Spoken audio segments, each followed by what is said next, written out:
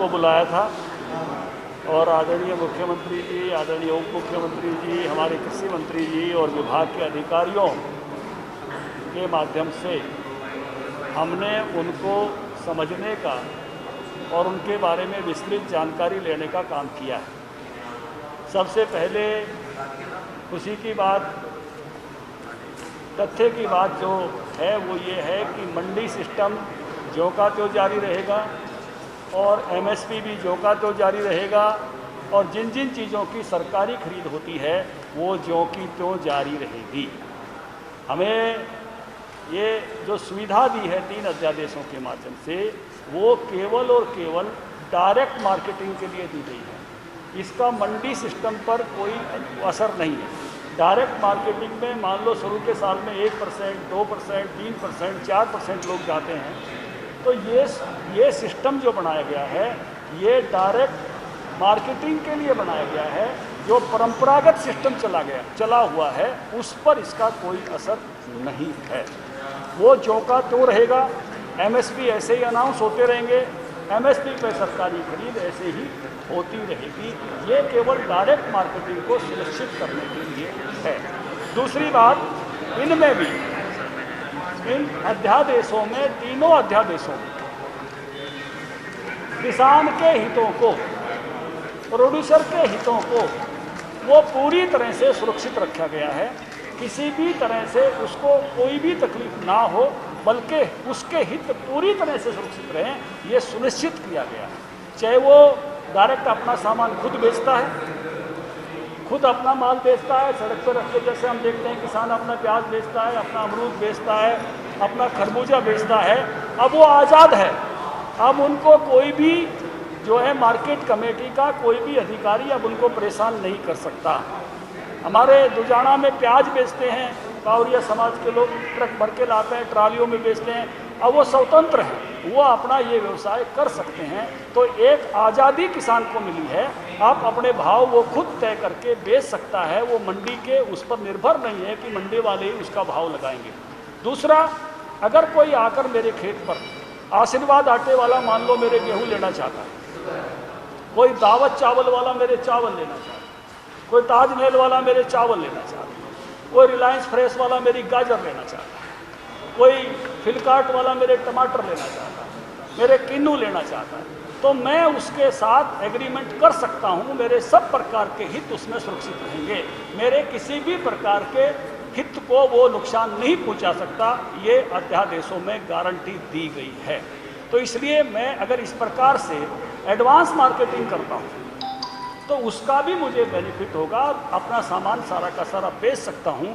तो ये दोनों तरह से, चाहे मैं खुद डायरेक्ट मार्केटिंग करूँ, चाहे मैं किसी दूसरे को अपना सामान बेचूँ, बाज़ार से बाहर उसकी आज़ादी दी गई है। और नए खरीदारों को भी आज़ादी दी गई है कि वो भी किसान का सामान उसके खेत पर जाकर, उसके घर पे जाकर, उसके खलिहान, उसके पैर में जाके ले सकते हैं। ये किसानों को एक आज़ादी है, इसका अवसर उनको मिलेगा। लेकिन इसमें से सहसज करके किसान कुछ मात्रा में, मुझे लगता है कि अभी बहुत बड़ा प्रतिशत नहीं होगा, बाकी सारे पुराने किसान भाइयों के लिए इसी प्रकार का जो पुराना सिस्टम था एमएसपी और मंडी का, ज्यों का त्यों जारी रहेगा। कांग्रेस तो बंधुआ मजदूर की बात कह रही है, आप लोग बंधुआ मजदूर बना दो किसानों को। इन दावों में क्या है? कुछ किसान संगठन पूरी तरह से झूठ पर आधारित है। उस अध्यादेश में ये है कि ना किसान की वो जमीन ले सकता है, अगर किसी ने कर्ज भी दे रखा हो तो वो उस तरह से खेती करा के मेरे से कर्ज की वसूली भी नहीं कर सकता। ये भी अध्यादेश है। किसी भी तरह का बंधक बना उसमें नहीं है। पूर्ण तरह से किसान की स्वतंत्रता और आज़ादी है जो हर तरफ से दी गई है। जैसे आप वो बात आपकी ठीक है, आप जो कह रहे हैं पॉइंट्स भी अध्यादेशों में है, लेकिन एक बीजेपी रूलिंग स्टेट को इस तरह की बैठक क्यों बुलानी पड़ी? क्या जिसमें आपने नेताओं को भी बुलाया, मंत्रियों को भी बुलाया, आपको कुछ संशय लग रहा है कि इसलिए बुलानी पड़ी कि कुछ लोग हैं तो आड़ती और किसान नेता बने हुए हैं, आड़त की दुकान चलाते हैं, किसान नकले फर्जी किसान नेता बने हुए हैं और किसान नेता बन के बहकाने जा रहे हैं। जो बहकाने का काम कर रहे हैं उनको बहकाने के विषय में ये जानकारी सच्ची किसानों तक पहुँचे, सीधी किसानों तक पहुँचे, किसान भाइयों को कोई उस तरह से जो उनके फायदे की चीज़ है उसको नुकसान की ना बताए। इसलिए इस विषय हमने भी समझा और किसान भाइयों तक सब जाकर हम इसे को बताने वाले हैं कि डायरेक्ट मार्केटिंग तुम्हारे फायदे में है। अगर कोई तुम इस तरह से सामान बेचते हो तो तुम्हारे फायदे में है, और इसके कोई भी अगर इस तरह से उनको गलत बताता है तो ये जानकारियाँ बड़ौदा उपचुनाव से जोड़ कर देख सकते हैं। क्या प्रोग्राम बनाएंगे ये सवाल वहाँ पूछे जाएंगे, कांग्रेस इसको मुद्दा बना चुकी है। उसके हक में यही अपोजिशन के लोग अगर इस पर गुमराह करते हैं तो वो किसान को झूठ ना बताएं। ये किसान के हक की बात है, किसान के हक की बात है ये, इसी के लिए कि ये किसान का हक कैसे है और कैसे इसके कौन कौन से फायदे हैं, इसकी पूरी डिटेल जानकारी के बाद ही आज हम मीडिया में ये कह रहे हैं कि इससे किसान का 100% फायदा है, और कोई किसान को कहता है तो झूठ बोल रहा है। और किसान प्रतिनिधियों के साथ कैसे बातचीत करेंगे, क्योंकि किसान आज भी इसको लेकर असमंजस में ही सर, जैसे आप लोगों में असमंजस थी वैसे असमंजस किसानों में निचले स्तर पर भी है। नहीं, उनको कैसे अपडेट करें? असमंजस नहीं, हम डिटेलिंग के लिए बैठे हैं जी। पहली बात तो ये है कि विस्तार में हम गए हैं, हर पहलू को हमने जाना है। और दूसरी बात आपके लिए कि सेमिनार, संगोष्ठी, किसान गोष्ठी, किसानों के बीच में जाना, दोनों तरफ जेजेपी बीजेपी ये किसानों के बीच में जाएगी, उन किसानों के भी सेमिनार संगोष्ठियाँ करेगी जो डायरेक्ट मार्केटिंग कर रहे हैं और अपनी अच्छी आमदनी ले रहे हैं। ये एक ऐसे ही है कि एक ट्रेन तो जाती थी, वो जाती रहेगी, एक अलग बस चलाई गई है, उस बस यानी डायरेक्ट मार्केटिंग का एक चैनल खोला गया है जो किसान के लिए फायदेमंद है। वो अपने दाम खुद लगा सकेगा और अपना माल ज़्यादा आमदनी के साथ बेच सकेगा। इसलिए ये एक अच्छा रास्ता दिया गया है। इस अच्छे रास्ते को कोई गलत बताता है तो उसका ही भंडाफोड़ करने के लिए हम नीचे तक जाने वाले हैं। निशान सिंह जी, आपकी पार्टी का क्या स्टैंड है? कृषि प्रधानमंत्री ने इसका मकसद एक ही है कि किसान को किस तरीके से लाभान्वित किया जाए। और ये जो प्रचार दुष्प्रचार, जैसे आपने बोला कि बड़ौदा चुनाव तो पूरे देश में है और जहाँ भी सीटें खाली होती वहाँ होते रहते हैं, उससे कोई मतलब नहीं है। पूरे देश का एजेंडा है। तीनों अध्यादेश जारी किए, ऑर्डिनेंस लेकर के सरकार आई है। जैसे आदरणीय धनखड़ साहब ने बताया, मैं भी यही कहूँगा कि दोनों पार्टियां पूर्ण तौर पे सहमत हैं। पुराना जो धड़ा था, जिस तरीके से मंडियां हमारी चलती थी, वो चलती रहेंगी, लेकिन उससे बाहर जाके प्राइवेट सेक्टर में वो ट्रेडर मेरा माल अगर महंगे में ख़रीदता है तो मुझे आज़ादी है बेचने की, मैं वहाँ बेच सकता हूँ।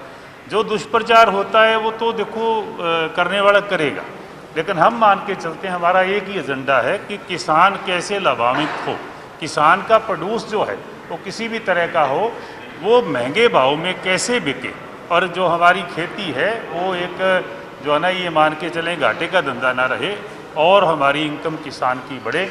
और पूरा प्रदेश एग्रीकल्चर के ऊपर टिका हुआ है। तो हमारा दोनों पार्टियों का एक ही मकसद है, बैठ कर के खुली 2 घंटे चर्चा हुई है और इस जो भ्रम जो पैदा किए जा रहे हैं उसको दूर करेंगे और पूरी तरह से इस कानून को कोई लागू करने का काम करेगी सरकार। हाउस में आएगा तो पास करने का काम करेगी। एक सवाल मेरा आपसे था। एक जानकारी मैं और दे दूं, सरकारी से मंडियों में ही होगी, चाहे धान की खरीद है, चाहे वो हमारी गेहूं की खरीद है, वो उसी तरफ से उस तरह से मंडियों में होगी, वैसे ही मंडियां चलेंगी। कोई भी उस सिस्टम पर अभी असर आने वाला नहीं है। ये तो बहुत थोड़ी सी मात्रा है। जो डायरेक्ट मार्केटिंग के लिए योग्य लोग होंगे तो उसमें से आगे बढ़ पाएंगे, उनके लिए केवल रास्ता है। खास करके वो बाकी चीज़ों में मुझे लगता है ज़्यादा जाएगा, सब्जी और दूसरे विषयों में। और ये जो अनाजों की खरीद है ये उसी प्रकार से मंडियों में MSP पर उसी तरह से। आपको सारी जानकारी इसकी होगी। जियोग्राफिकल जो टैगिंग है, GI टैगिंग, मध्य प्रदेश सरकार ने कोर्ट में भी गई हो, केंद्र सरकार से उन्होंने डिमांड की है। मध्य प्रदेश के जो कुछ जिले हैं जहाँ बासमती चावल की पैदावार होती है, उनको GI टैगिंग दी जाए ताकि उसका एक्सपोर्ट में उनको फायदा मिले। पंजाब के साथ विवाद है। मुख्यमंत्री ने इसका विरोध करते हुए प्रधानमंत्री को पत्र लिखा और कहा कि ये नियमों का उल्लंघन होगा, मध्य प्रदेश को इसमें शामिल नहीं किया जा सकता क्योंकि पारंपरिक तौर से मध्य प्रदेश में बासमती की खेती नहीं होती है। हरियाणा का इसमें क्या स्टैंड आप मान रहे हैं? ये पहले से ही हम इस बात को कह चुके हैं। मैं कृषि मंत्री था तब भी हमने इस विषय पर सरकार को कहा था कि एक बार तो अमेरिका में टैक्समती तक हो गया था, लेकिन ये बासमती हमारा करनाल का, तरावड़ी का सारा इलाका उगाता है और हम बड़े बासमती के उत्पादक हैं और सदा इस विषय पर अपना हक मानते हैं और उसी तरह से अपने हक की बात हमारी अपनी है और उसकी बात हमने पहले भी की है और अभी कृषि मंत्री जी साथ हैं तो दोबारा दोहराने की जरूरत है तो फिर से कहेंगे। क्या ये मध्य प्रदेश को मिलनी चाहिए GI टैगिंग? क्या हम तो कहते हैं हमारी है ये सारा इलाका। हरियाणा तो है उसमें। हाँ। बात ये कि नए स्टेट बासमती का सबसे बड़ा प्रोड्यूसर ही हरियाणा है। उनका अपना ब्रांड बड़ा है, हमारा अपना ब्रांड है। नहीं, बासमती जैसे का पंजाब ने हमारा विरोध किया तो आप भी विरोध करते हैं क्या?